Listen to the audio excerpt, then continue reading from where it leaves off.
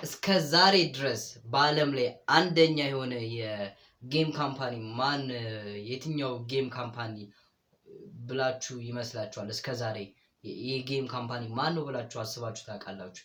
የፐብጂ፣ የኮል ኦፍ ዲቲ፣ የብለድ ስትራይክ ወይ የትኛው ነው? የትኛው ነው አንደኛ ጌም እስከዛሬ የሚመስላችሁ? የትኛው ነው ካምፓኒ አንደኛ ደረጃ፣ ሁለተኛ፣ ሶስተኛ፣ አራተኛ፣ አምስተኛ ድረስ ቶፕ 5 ውስጥ የገቡ የጌም ካምፓኒዎች የትኛው ነው ይመስላችሁ? ለዛሬ ቪዲዮ ይህንን ጌም ካምፓኒዎች ነው ከ1 እስከ 5 የተቀመጡትን መነግራችሁ ማለት ነው። እንግዲህ የማታውቁ ሰዎችም በዚህ ቪዲዮ ታውቃላችሁ፣ የምታውቁ ሰዎች ደግሞ ይህን ቪዲዮ ላይክ አድርጉት ማለት ነው። ሰው ወደ ቪዲዮ ሊሄድ እንግዲህ ያው በመጀመሪያ ደረጃ ላይ ያስቀመጥኩላችሁ የጌም ካምፓኒ ይሄ የጌም ካምፓኒ ሰው አንደኛ ደረጃ ላይ የተቀመጠ ነው። ሶኒ ኢንተራክቲቭ ኢንተርቴይንመንት የሚባል የጌም ካምፓኒ ነው ማለት ነው። ይሄ ካምፓኒ በአንደኛ ደረጃ ላይ ያስገባው ምክንያት በአመት 31 ቢሊዮን ዶላር ያስገባል ማለት ነው። ይሄ ካምፓኒ ዋት የሚያስብል ዶላሮችን ይሰበስባል በአመት ማለት ነው። ሶኒ ኢንተራክቲቭ ኢንተርቴይንመንት የሚባለው የካምፓኒ ማለት ነው። ይሄ ካምፓኒም ደግሞ የተለያዩ ጌሞችን ያው ሰው ክሬት አድርጓል ማለት ነው። ያበደ ብቻ ካምፓኒ ነው። በአመት የሁላ ብር ማስገባት እናንተ ይዩበት። ወደ ሁለተኛው ሊድ ኢቭን ይሄንን ጌም ብዙዎቻችሁ ተጫውታችሁታል፣ ፕሌይንግ አድርጋችሁታል። ይሄን ጌም የዚህ ጌም የሰራው ጌም ካምፓኒ ነው አሁን የምነግራችሁ ማለት ነው። ፐብጂ ሞባይልን የሰራው ካምፓኒ ቴንሴት የሚባሉ ካምፓኒ ነው ማለት ነው። በሁለተኛ ደረጃ ላይ የተቀመጠው ይሄ ካምፓኒ በአመት 27 ቢሊዮን ዶላር ያስገባል ማለት ነው። ይህም በሁለተኛ ደረጃ ላይ የተቆናጠጠው ደረጃውን የያዘው ካምፓኒ ነው ማለት ነው። በሁለተኛ ደረጃ ላይ የተቀመጠው ቴንሴት የሚባለው የፐብጂ ያመረተው ካምፓኒ ነው ማለት ነው። ቴንሴት ፐብጂን እንግዲህ እዚህ ድረስ ያደረሰው ካምፓኒ ይሄ ነው ማለት ነው። እንግዲህ በአመት የሚያስገባው ካምፓኒው የነገርኳችሁ ብር ነው ማለት ነው። 27 ቢሊዮን ዶላር ማለት ነው አስገብቷል ማለት ነው። ሰው ወደ ሁለተኛው ሄዳለሁ ማለት ነው። እና ቴንሴትን እንዴት አያችሁት? አይሶች በሶስተኛ ደረጃ ላይ ያስቀመጥኩላችሁ የጌም ካምፓኒ ደግሞ በሶስተኛ ደረጃ ላይ ያስቀመጥኩላችሁ ካምፓኒ ማን ይመስላችኋል? እስቲ እዚህ ጋር ገስዋት አድርጉ። ይሄ ካምፓኒ ብዙዎቻችሁ ገዝታችሁት የምትጫወቱት ነው። ጀስት ያላችሁ ሰዎች አላችሁ ገዝታችሁ የምትጫወቱት ማለት ነው።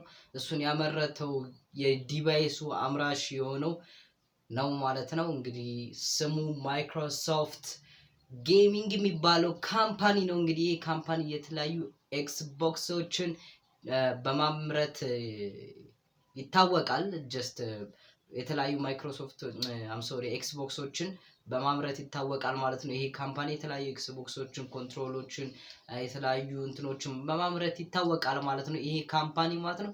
ይሄ ካምፓኒ ደግሞ በአመት የሚያስገባው 21 ቢሊዮን ዶላር ይሆናል ማለት ነው። ይሄ በአመት የሚያስገባው የማይክሮሶፍት ካምፓኒ ገቢ ነው ማለት ነው። ሰው ይሄም ደግሞ እንዴት አያችሁት? ከአንደኛ 2 3 እንዴት እየሄደ ነው? የዶላር የሚያስገቡት ገቢያቸው እንዴት ነው? የትኛው ነው? የትኛው ይበልጣል? የትኛው ይሻላል? የሚለው እንዴት ይሻላል? እናንተ እዛ ጋር ሬት አድርጉት ማለት ነው።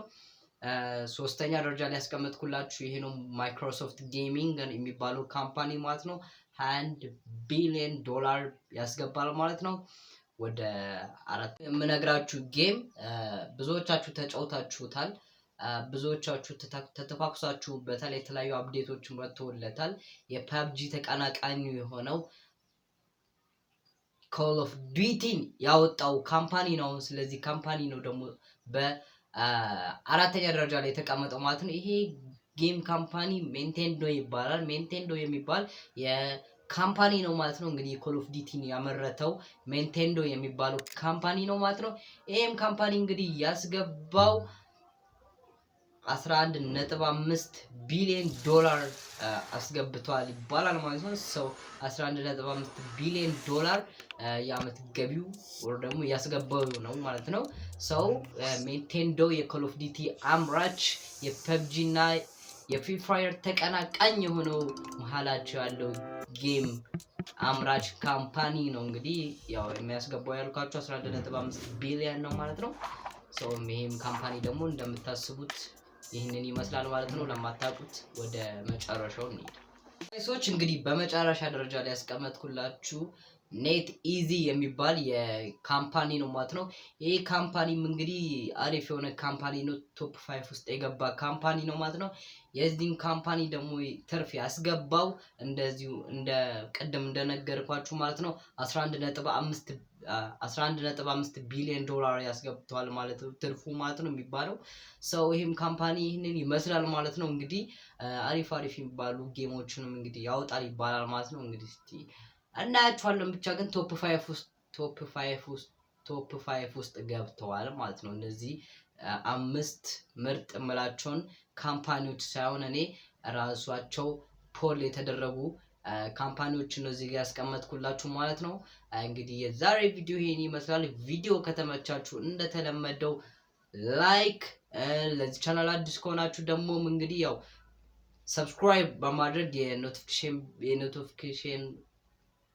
የኖቲፊኬሽን ቤሏን ኦን ማድረጋችሁን እንዳትረሱ። ሰብስክራይብ፣ ኖቲፊኬሽን ቤል ኦን፣ ኤቭሪቲንግ የምለቃቸው ቪዲዮ ለእናንተ ይደርሳችኋል ማለት ነው። እንደዚህ አይነት የጌሚንግ ቲፕ ይደርሳችኋል ማለት ነው። ይመቻችሁ። ያው ፒስ